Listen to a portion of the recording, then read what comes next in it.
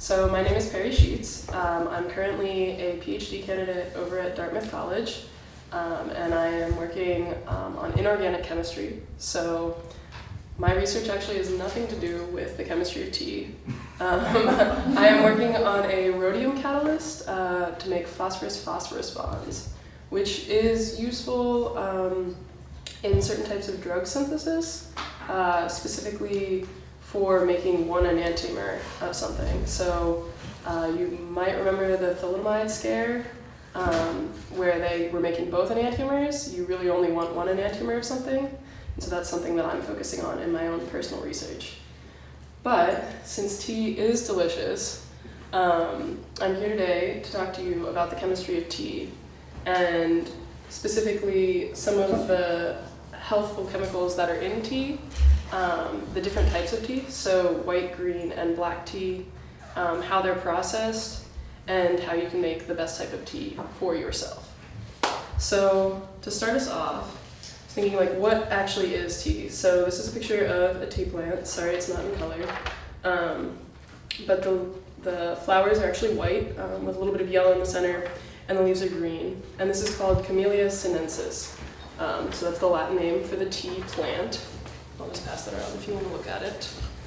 And so the tea plant actually gives us all of the three teas that I mentioned earlier. So that's white tea, green tea, yes? I hear you're saying the tea plant. Is there really only one species of tea that's used? I believe so. There's only one plant of tea. There's a lot of teas, but they should all come from the same tea plant to be officially called tea. I think in Britain it's actually illegal to call something tea if it's not from this plant. Wow.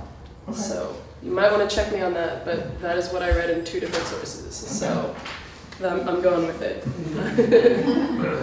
So, right, so there's 3 different types, white, green, and black. And then there's a whole genre of things called tisanes, which are different types of herbal things that are classified as tea. So rubus, hibiscus flower, these are things you see in herbal teas, but they're not actually teas. They're just steeped in water in the same sort of manner that tea is. So tea plants generally like to grow in sort of a subtropical climate. They like looser soil and high altitudes.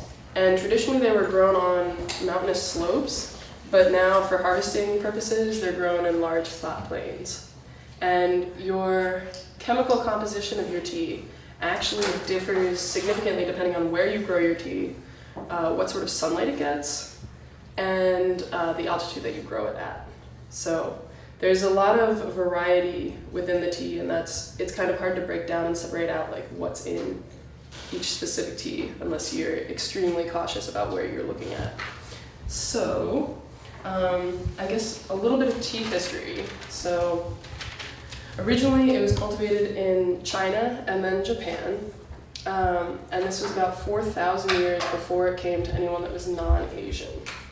And so there's a Chinese legend that dates back to that time, and it's about an emperor of China named Shennong.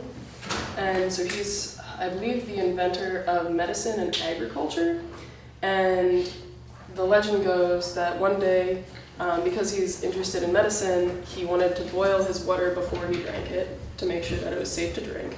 And so he's sitting by himself, drinking his cup of boiling water, and a breeze comes by and blows some tea leaves into his boiling water. And because as you steep tea leaves, it gives a flavor and a color to the water, he looked at his water and decided to drink it, because that was one of the ways that you would determine how things were poisonous back in the day, which thankfully we don't do anymore. And he liked the color and the flavor of it, and so he decided that tea should be born for everyone. And so this was in 2737 BC, so a long time ago. Then a while after that, tea was manufactured into sort of a cake-like substance. And so this is in 780 AD. And so it's ground into like essentially a powder and then formed into a cake, and then it's steeped.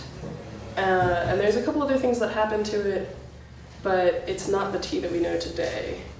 that then transforms into another sort of powdered tea, which I believe that some people do use today. And you grind it up into a really small, fine powder, and then you suspend it in the hot water. And so there's like tea particles floating around, but it's not, it's a powder as opposed to loose tea leaves. And so then in 1300, that's when you first see the original loose leaf tea. And I think the first time that tea reaches Britain is in 1657. And then in 1715, the Twining Tea Company, which you may know of, opens up its first tea shop. And so then the tea packets that you all know today actually don't come around until 1826, and that's by a Quaker. So originally it wasn't meant to be, the tea packets that you know were sort of an accident. So loose leaf tea used to be sold in these tins, but tins are kind of expensive. And so in order to cut costs and save money, this guy decided to sew his tea into a silk sachet. And the fancier tea companies today still use silk sachets as opposed to like some sort of paper composition. But it was intended that you would rip open the silk sachet and then put your tea into your cup of boiling water or into your kettle. But people didn't really realize this, and so they just tossed the whole thing into the cup. And they're like, oh, this is really convenient. I don't need to clean up my tea, so I'm gonna buy this. And so people started using these sachets. They didn't actually overtake the loose leaf tea until like 1915, I think.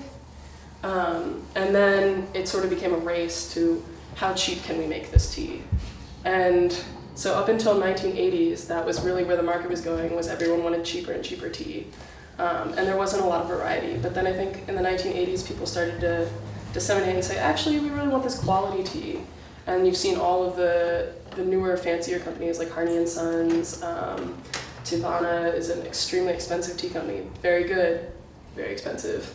And so that sort of brought back this like fancy tea, I guess, the original sort of tea. So, earlier I mentioned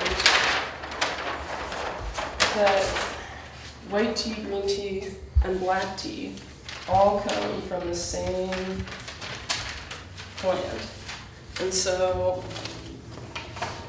they do, and the difference between them is that they are processed differently. So, there are 5 steps in tea processing. So there's plucking, and is that big enough? Can you guys see? We'll see that? Okay. So there's plucking.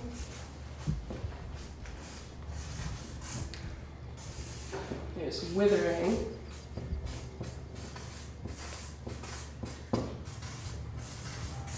There's rolling.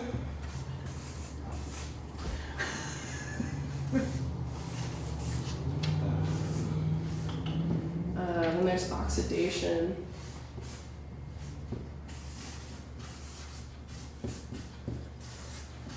And then there could either be some additional drying or packaging. So we'll say that.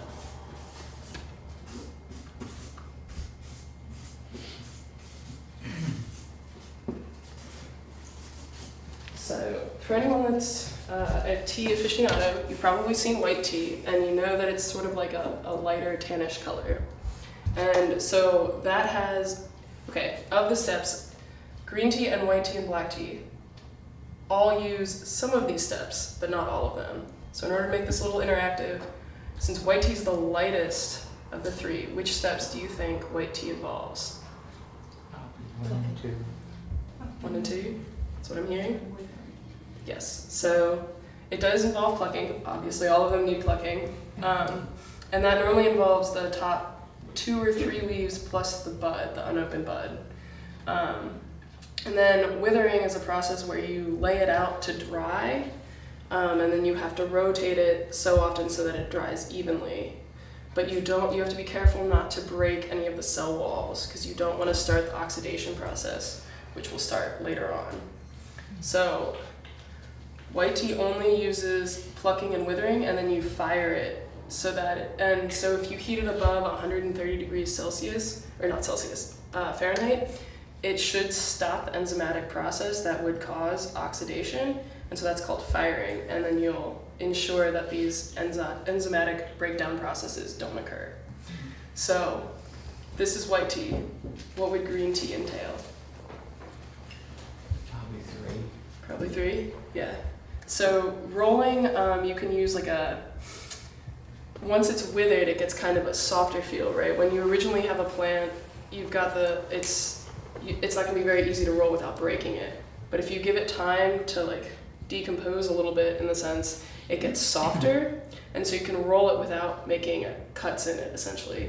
And so then you're gonna roll it up, and you can do this a number of times. So if you wanna make oolong tea, it's actually sort of an in-between green and black, and you repeat the rolling process several times. And so then while you're doing the rolling, or even before rolling, you'll do some firing of the leaves that you're going to use for your green tea, and that will ensure that you're not breaking down too many cell walls to start the oxidation process, but you're still allowing a little bit of that to occur.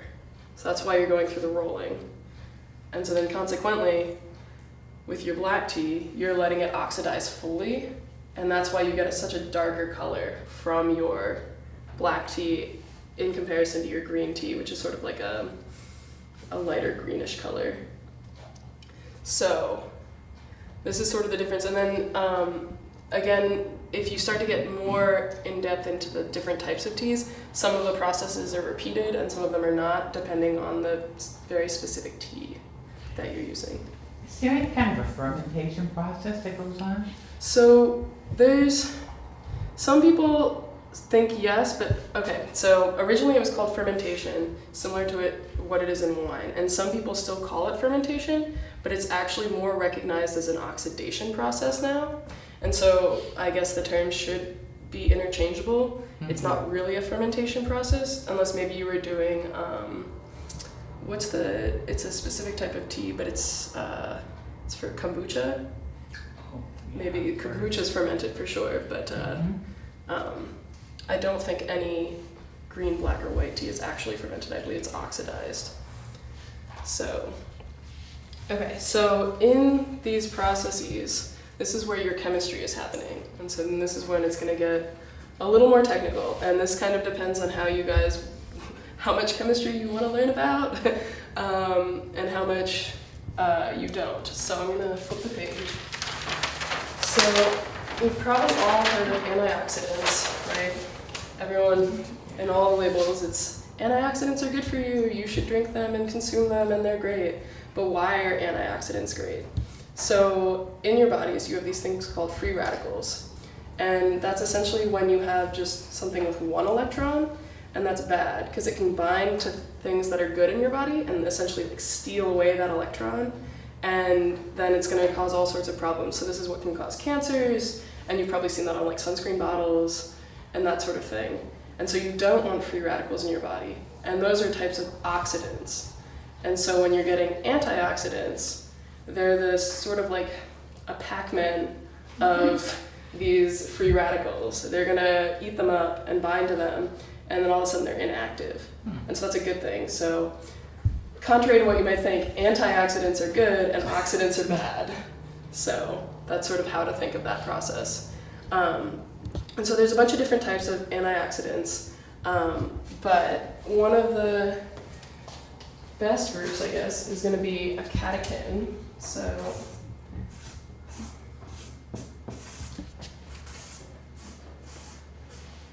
I'm not a biochemist. I'm an inorganic chemist, but I will do my best to explain this. So there are catechins, and then there's subgroups of catechins. You might also know these as flavanols, and then they can be broken down farther into different types of catechins. So the catechins that you see in green tea, let's see, what do I want to draw? I guess I'll draw what the basic catechin looks like first, because it's probably the easiest. So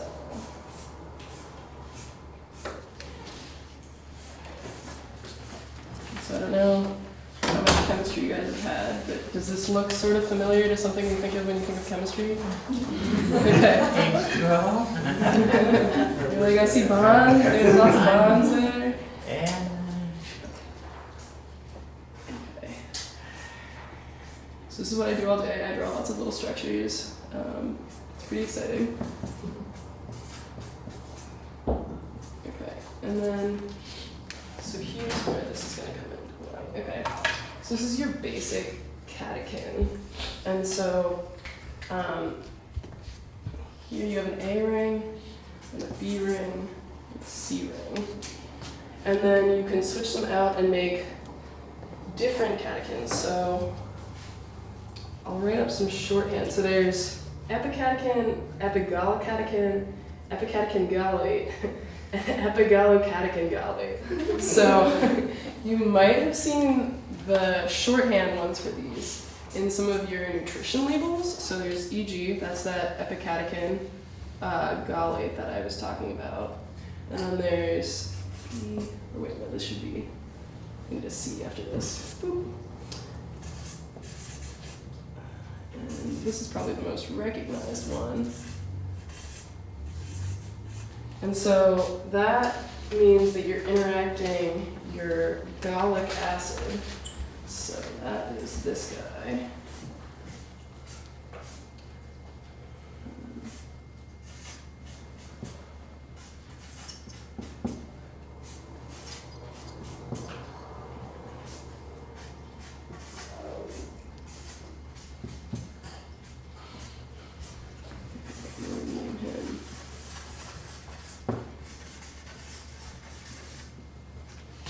So this is your gallic acid.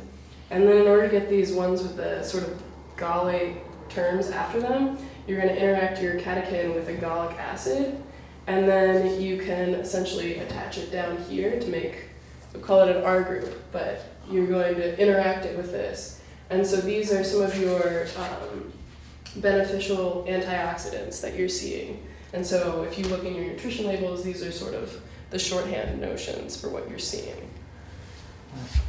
So then, these catechins are seen mostly in green tea. And if you've read a lot of literature, it's most often green tea that's always touted as the health benefit.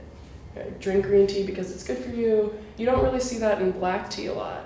And that's because black tea has the oxidation process that the green tea doesn't have. So in black tea, you're actually taking these catechins and you're turning them into something else. So those catechins are becoming theaflavins, which sounds so fancy. And I always trip over saying this. Theorubigens. And so there you're interacting.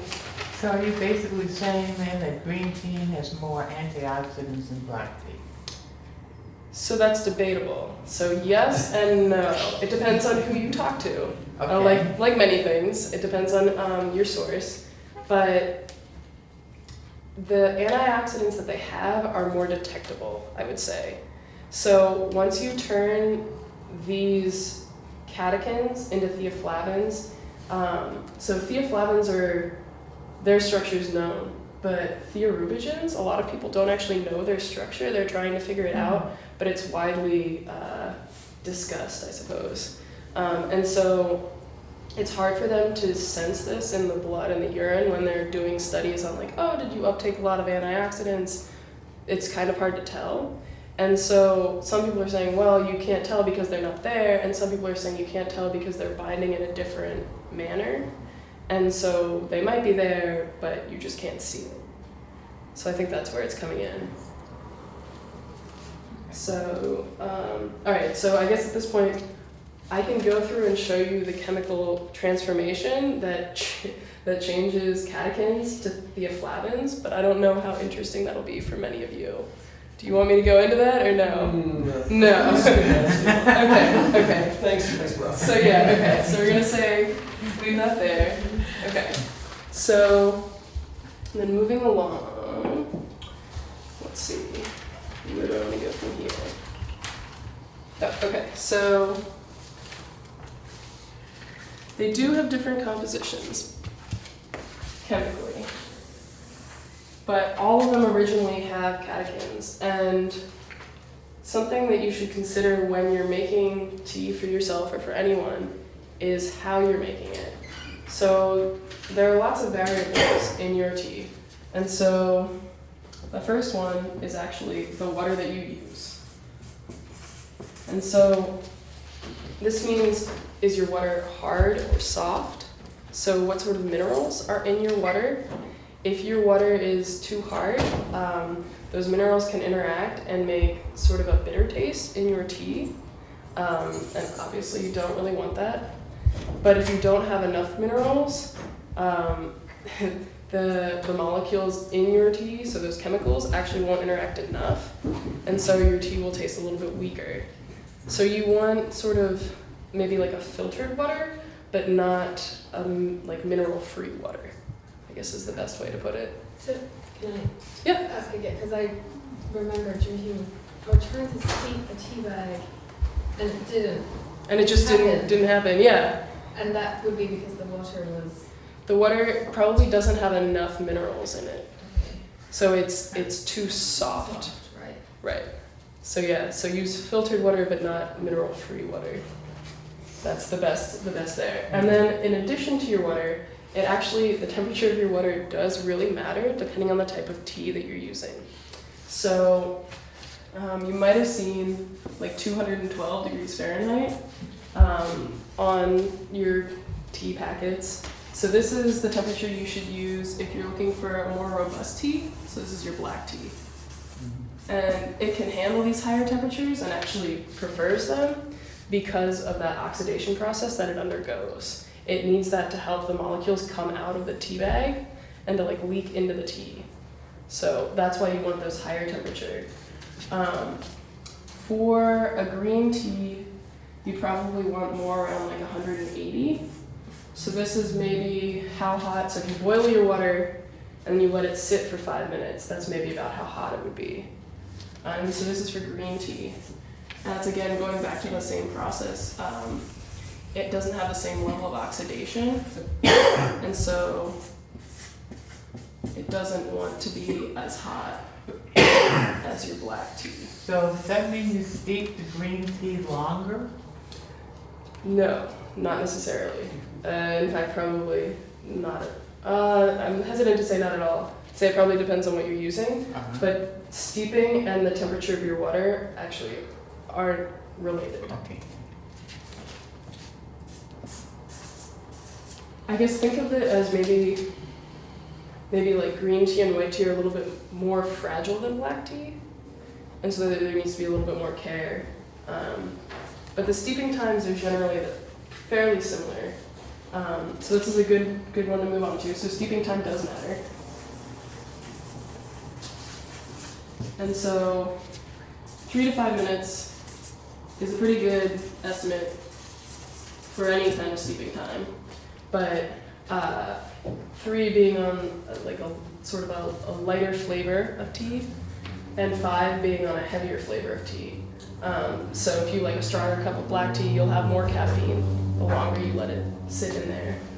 But if you over steep it, so if you steep it longer than 5 minutes, like into 10 minutes, you'll have that bitter taste. I don't know if you guys have ever done that, but you're like, oh, this is not good. And we can demonstrate that for you if you haven't had the pleasure of trying that.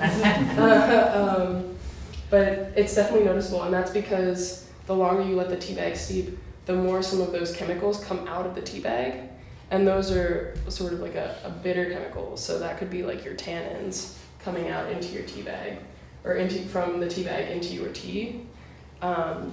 Also, theorubigens, which are giving, so this chemical, along with theaflavins, gives it that traditional kind of like reddish brown color.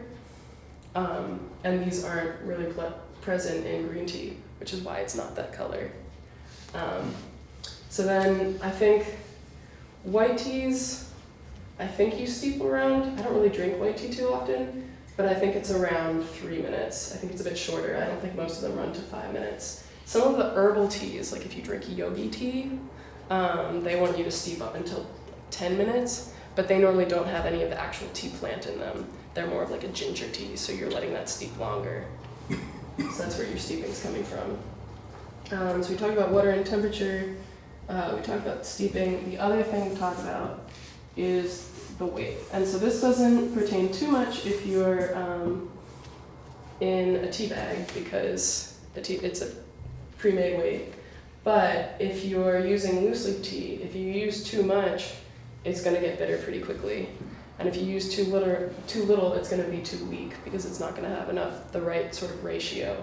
But it's important to say that it's by weight and not by amount.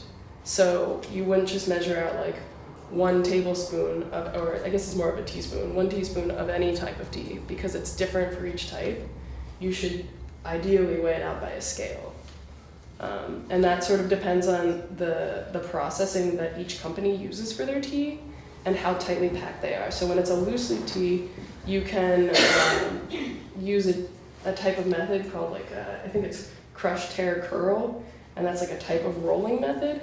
And then when you drop your tea leaves into your boiling or hot water, depending on what type of tea it is, your tea leaves unfurl, but they need time to unfurl. And if they're, like some teas need more space and some teas need less space depending on how you've processed it. And so that's where the weight's coming into play as opposed to the amount. So, yeah, I never knew tea was so fussy, right? But, okay, let's see.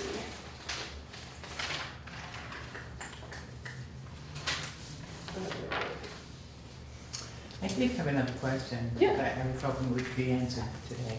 Sure. I noticed that, well, they take the leaves from different parts of the tea plant Yes. and package them up differently, and it's a little confusing, like there's tips, leaf Yes. tips seem to cost more than maybe Then- some others, and do you know what the differences Why really that's- are? Yeah, so generally people like the younger part of the leaf, of the tea plant, which is generally the top 3 leaves, and or that bud, which is actually unopened. Mm-hmm. Whereas if you have ones that are lower on them, a lot of times they don't even harvest those. They'll just let the plant continue to grow, and then they'll prune it and wait for the next leaves to grow on the top. So that's probably where the price difference is coming in. It's not as high quality. But I suppose if you were getting shoots, like the base of it, that's maybe for if you wanted to plant your own tea leaf tree. But yeah, I think that's where the price difference is coming from. I have a question, because they talk about the first flush, which is Oh, yeah. in the spring and when they pick that, and then the second flush. And I think the first flush, especially for a Darjeeling, is lighter. But Okay. that must affect the whole oxidation process, because it's, Yeah. whether it's on the, so that's my question, does it? Okay. So if you are going for, say, the first flush as opposed to the second flush, because Okay. it looks a little bit lighter. Looks lighter. Okay. But would that mean, maybe it's, even though it's a black tea, it's a little more similar to a green tea? If it's a bit Because it's- lighter, because it hasn't undergone that oxidation process at the. Or as much of an oxidation process? Yeah, I would definitely say that your color of your tea is directly related to how long you've let it oxidize. So I think that that's fair to say. I don't know too much about the first and second flushes, but I think that that's a reasonable conclusion to draw. Yeah. So then, I guess transitioning into that, we will have like a little chemistry experiment here. So a lot of people don't just drink their tea straight. They either put milk or lemon or sugar into their tea. So we're gonna just gonna watch the clock. So we're gonna say 3 minutes for that. So normally you put some sort of additive in your tea. So there's been a lot of studies done to see how adding these various things affects your cup of tea. And since there are all these different chemicals in there, there are some chemical reactions that are going to happen. So most of the time when sugar's been added, it doesn't really seem like it's affecting the antioxidants or sort of the health benefits of your tea. But there's been some discussion on adding milk. So milk has a protein, casein, and this protein can interact with these catechins. So if we go down.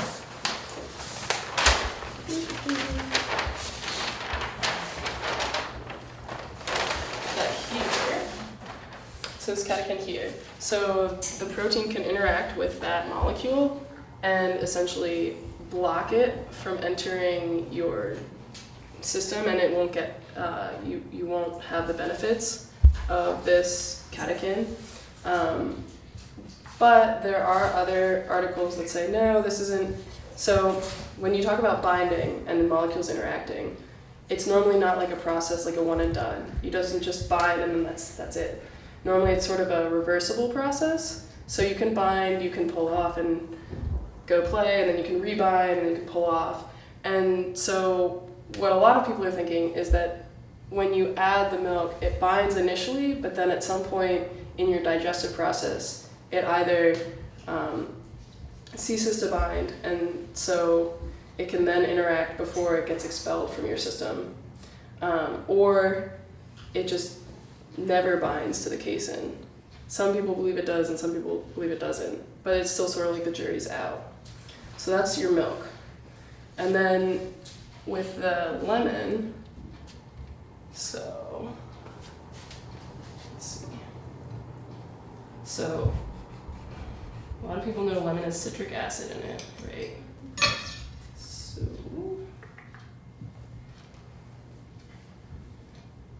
okay, so you see like the color of this, and you see how it's like that nice red-brown color that I talked about with the origins. Yes, this is black tea. And so we'll see if this works the way I think it will.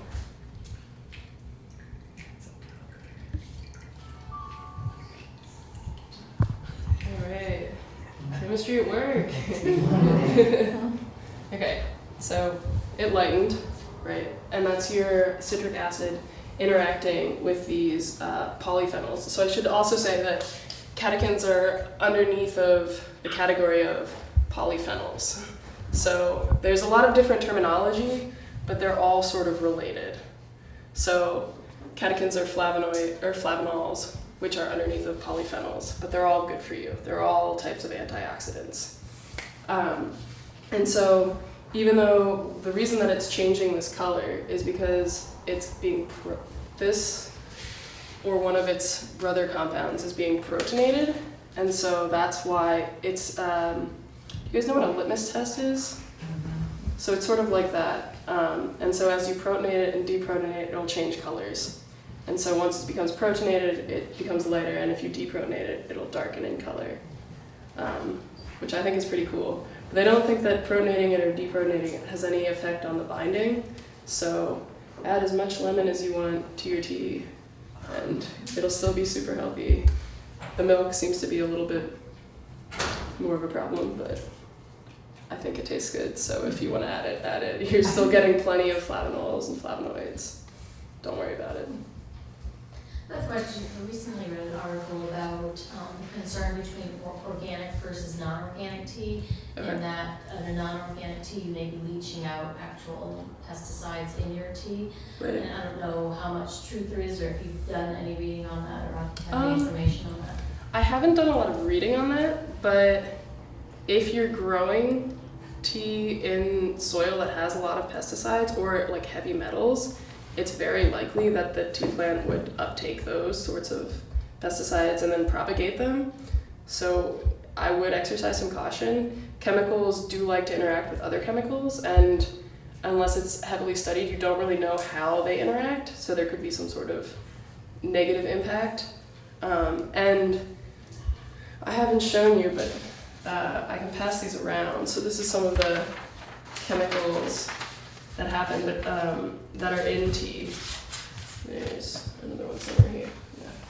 But if you look at the molecules, they're pretty complex, and so you can undergo something called hydrogen bonding. So that's basically when, like, this would bind to an O, which is already bound to this, and it's bound to something else.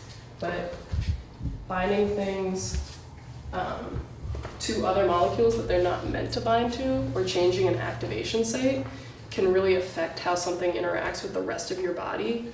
And so I think your pesticide using organic versus non-organic is something to look into. When tea is grown, is it generally sprayed or is it mostly in the ground? Do you know when they're growing in tea? I think it's mostly in the ground. You talked a bit about the antioxidants in black tea and in green tea. I Yes. wonder if you could talk a little bit about Oh. the absence of antioxidants in white tea. In white tea. So I think white tea and green tea are pretty similar.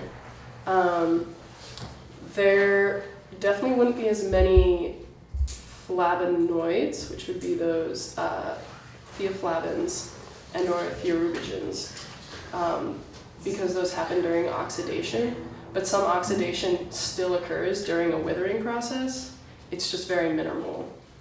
But there are a lot of catechins, and so because those catechins react to make those theaflavins, it has a lot more of the catechins, so the antioxidant level might be higher, because that's what's being qualified as an antioxidant by many people. Do you know if there's any differences in the effect on the body of various different antioxidants? Of various ones. A lot of times they're kind of grouped together. Most people look at the EGCG or EGC, which are two of the types of catechins here. And they normally cite like preventing cancer, but they're all essentially doing the same thing, where they're being free radical scavengers. So they're binding with those free radicals and preventing them from negatively impacting your body. That being said, there are definitely different antioxidants, and that would depend on where your tea is grown, I think. That depends on like how much sun it gets, what kind of soil you're using, and that sort of thing. So yeah, a little bit more in depth than I had time to look into, but yeah, no problem. So You know, you were talking about the tea and the soil, yes, and it takes up the stuff from the soil. It's well known that cilantro is supposed to take heavy metals out of the body when you eat it, yeah, because it has that ability. yeah.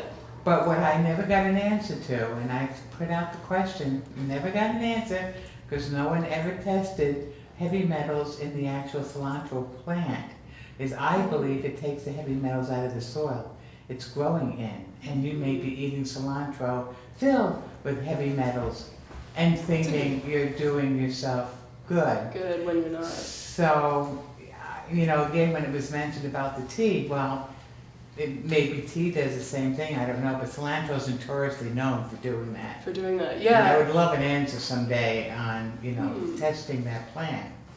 I wonder, so there is somebody here that does heavy metal soil Do testing. they? I would Yeah. love that. So his name's That- Justin Richardson. I can put you in touch with him. Yes, I would love that, because that's not the only thing I would like. yeah, no, so what are they? I guess they're environmental science.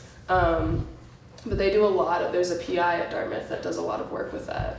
And so he would be the best person to ask. I actually even wrote to Mike Adams from healthynews.com, Okay. never got an answer. And he has his own little lab he put together to test for heavy try metals, that. but he never got back to me, so I'm kind of You're frustrated. like, yeah, no, it's unfortunate. But if you're right, then maybe cilantro could be used for bioremediation of sites that are contaminated. That's we right. wouldn't want to eat it That's afterwards. right, like Yeah. the farmers But yeah, usually put down a certain plant to get the nitrogen in soil, and then they roll it under, and then they plant their actual the following year. You could do something like that maybe with cilantro. That is a great idea, yeah. Yeah, that is, there you go. I think Just solve the problems of the world right there. spinach is a high uptake plant.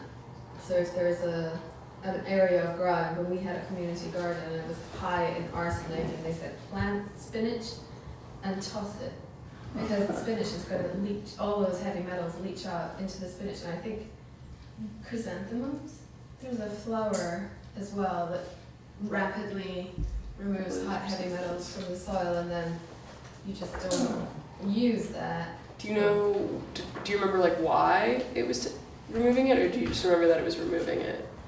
I think they all, to a certain extent, have that uptake, but Okay. spinach and this other flower were particularly Particularly quick good at at it. It grows quickly and it has a high and fast uptake level. So that's what we were advised to do to get the arsenic out Interesting. of the soil. Oh, so that's like spinach. So yeah, huh. I guess I knew spinach. So I'm sure there's a chemical reason for that. I don't know it, but Fluorescent. I So wonder. it's, I mean, it's important that it is organic, you know, if you're Yeah. looking at that If you can trust aspect of it. Yeah, definitely better. Nobody wants to have too many heavy metals. Although it seems to be kind of hard to avoid these days, but keep trying. So yeah, I don't know if I have a whole lot more to talk about. I prepared a lot of like heavy chemistry. I was wondering, caffeine levels. A lot Yes. of people have told me that green tea's actually got higher levels of caffeine than coffee. Okay. So if it's the caffeine kick you need in the morning, green tea's better to go than coffee. Is that? Coffee. That's not really what I've read, but I think I'd argue that black tea has more caffeine than green tea, and that coffee has more caffeine than black tea. That's what I think is generally accepted, but do you know why they were thinking green tea had more caffeine? No. No. Yeah. Okay. I read that black tea has a different chemical that's similar to caffeine. Okay. And it gives you the same kick and high as coffee does, but it's not the caffeine that's in coffee. Yeah, so that actually is true. There's something called, it's an amino acid. It's L, I think this is right, that's an H. Theanine? It's L-theanine, I believe is the compound you're thinking of. And it's supposed to clear your mind the way that caffeine does and start you up, but also relax you. And so this specific amino acid is only found in, it's like a type of mushroom, tea, and there's one other thing, but those are the only three sources that it's found in naturally. Wow. But yeah, I think that's what you're thinking of. It I don't- relaxes you but wakes you up at the same time? Supposedly, yes. Whether that's actually true or not. Wow, well, I did hear that there is a very similar chemical, Yeah. to coffee, but it's not caffeine. Does it make you anxious? Maybe it like gives you energy, but does it make you anxious? Right. As to when I drink coffee, I guess. It just makes you a little too jittery, yeah. Yeah. I think it depends on the black teas as well. I went to a tea shop in Montreal Okay. called Camellia Sinensis, is that? Yeah, yeah. And they were saying that there are some green teas that have more caffeine than others. Somebody up there is doing Yeah. some research, maybe at McGill or one of the other universities. But we tasted some, and there was this puer, the way you were talking, they were in the cake. And I could feel my heart racing after Wow. that, in a way that I definitely don't with a white tea or a green tea. Yeah. So the fact, and I thought it was the tannin or Something like caffeine, that. something that caused your heart to race. There is a chemical called ginseng that causes your heart to kind of beat a lot faster. And that is typically found in some sort of like green tea extract drinks. But I don't know a whole lot about it other than that it's not so good for your heart. But I don't really feel too comfortable like expounding upon it because I don't really know anything about it otherwise. Yeah. But yeah, so in terms of caffeine, it definitely depends on what you're blending. So if it's like a blend of teas, then sure, I would buy that it would have more caffeine content than others, but more than coffee seems surprising. I don't know. I'll have to look into it. I'll let you know. Have you? Oh, sorry. Other? Just gonna ask a quick question. Have you ever tried dandelion tea by any chance? I haven't. I've heard of dandelion wine, Yeah? which I also haven't tried. I've tried caribou wine, which is delicious but strange. Yeah, I haven't had the nerve to try. Yeah, it's from Quebec, I believe. What's Yeah. the name of? I think it technically has like the original has caribou blood in it. It's like brewed with that. Eesh. I don't know if this version is like sold with that, or yeah, it's a little strange. But it kind of tastes like cough syrup. I wouldn't recommend it, but it's a traditional thing. But no, I haven't tried I'll dandelion have to tea. try it when the dandelions come up, because they're supposed to be very healthy. People would stop killing them because it's probably the most healthiest green thing you can eat on the face of the planet. Yeah, Especially dandelion root, yes. a lot of people have been It cleans incorporating the that liver right out of heavy metals and stuff, and that sort of thing. Yeah. among other things. It's also good for the kidneys. But anyway, you had a Yeah. question. What is your chemistry again? Yes. Your catechins. Yes. Now, have you studied quite a few different things other than tea? Like, would Yes. coffee come into your, Oh. the coffee beans? So you Uh-huh. could study them potentially Yeah. and see if there are these, what did you call the catechins and Other Theoflavins, theorubigens. either? Either. I'm not. Yeah. So you could definitely study to see if they're in coffee. Is that what you're asking? Yeah, as opposed, so I suppose my question is more, would you only find them in, say, a tea, or can you find them in, say, coffee, which is another? Which is another plant. Yeah. So these specific catechins aren't only in tea. Unlike that, this theanine Yeah. is surprisingly rare and difficult to find. So this is really only found in tea. But catechins are found in other types of natural sources, I believe. So yes, you definitely could. I don't actually study any sort of organic thing, really. But yeah, I would believe that maybe also in mushrooms. I feel like a lot of things that are in the tea plant are also in fungi, which is kind of a weird relation, but yeah. I have a question that might be obvious, but Sure. could you explain a little bit about that oxidation slash Sure. fermentation Yeah. process in the tea processes? Yeah.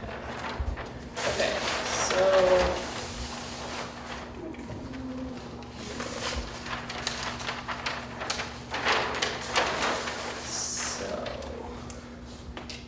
I'm gonna draw some stuff. I don't want to get too chemically, but okay, so let's see.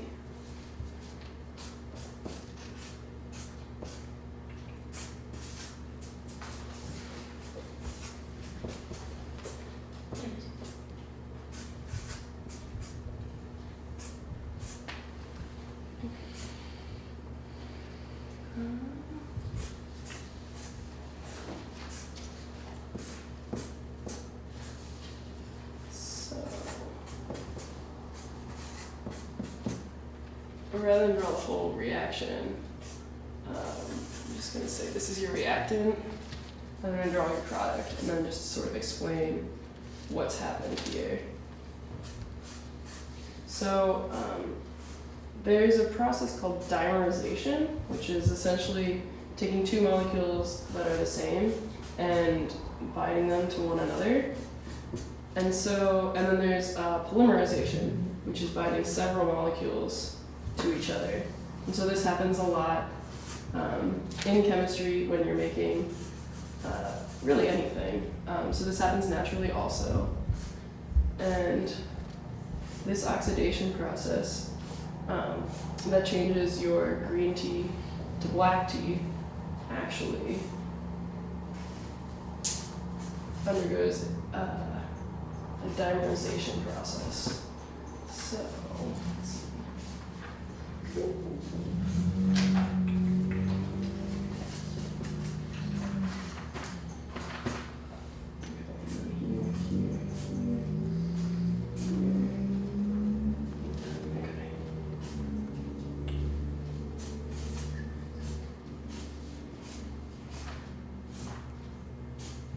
I should say, if you're actually looking at chemicals, so this bond here means that this is like here, as it's drawn, it's a completely flat molecule, but when it has a wedge, it means it's coming towards you, so it's no longer in the plane of the paper. So this is actually like pushing out towards you. And if there's a dash, so like this, it's pushing back in the paper. So it's just to note sort of like a 3D type of pictograph.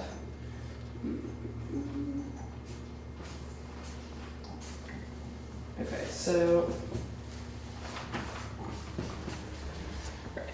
okay, so this is your oxidation process, and here you're gonna, so basically you're kicking off H2, which is just hydrogen gas. You're kicking off water, so nothing really too bad. But basically you're taking this molecule and interacting it with another molecule. So you can see this is, if you flip this upside down, this looks a lot like this guy, and this already looks like this one. And then the way that you're interacting it, you're opening up this ring to make a 7-membered ring. And in the process, you're getting rid of water and hydrogen gas. And so that's how you're undergoing your oxidation process. There's no carbon involved in that, it's just hydrogen and oxygen? So, all of these are, each of these guys actually is a carbon. Oh, all right. So, this is a carbon with, because it has a double bond, there's no extra no extra hydrogens, but this one here, the way that it's drawn, there's actually, I just didn't draw them in, I was lazy. But so every time that there's only one bond, there should be all of these little hydrogens, and this is always a carbon, carbon, carbon, carbon. So there's actually a lot of carbon. Okay. But yeah, but it's just expanding essentially. So that's sort of that oxidation process that's happening. Does this take energy to do, or does this release energy? So you have to look at the enthalpy and the entropy of the reaction in order to determine whether it's taking or releasing energy. So whenever you're breaking a bond, you're releasing energy. So you're breaking bonds here to make this H2. So you're by breaking those bonds, you're releasing energy. But by bonding the H to the other H, you're using energy. And in terms of entropy, the universe likes chaos. So you always want to be as free as possible. And so if you're forcing something to bind, that's going to be a positive entropy, which is bad. So I'm not sure what the overall outcome is, but because it happens, generally you would think that it would be enthalpically favorable if that's going to be the end state. So releasing energy. Yeah, but there's a lot of things to consider. Okay. So yeah. But can talk a little bit about what I do if you want. It's very different from TE, but So I imagine you're a chemistry major. I am definitely a chemistry major. Yes. So I guess I work in a thing called a glove box, which is pretty cool actually. So it's maybe about the size of this table, and if you just build it up to about like here, and it's sort of like a plexiglass, and it's under nitrogen atmosphere, so there's no air in it whatsoever. And you put your hands, there's 2 spots, so a partner can work over here, and you put your hands in these big rubber gloves, and then you work inside this little box. And you have a large chamber and a small chamber through which you can ship in items that you need. So all sorts of chemicals or solvents. You can't do any kind of heated reaction in a glove box. Those all have to be done on a thing called a Schlenk line, which is also air-free. But that's basically sending a stream of nitrogen through a line, and then on this line is connected all of these other lines, and the nitrogen flows through the line into your little flask. And so all of your work is being done under this air-free nitrogen, positive nitrogen pressure. So where is this? Is this like Dartmouth College or something? This is over at Dartmouth. Okay. We're on the 3rd floor in Burke. So Burke is the chemistry building.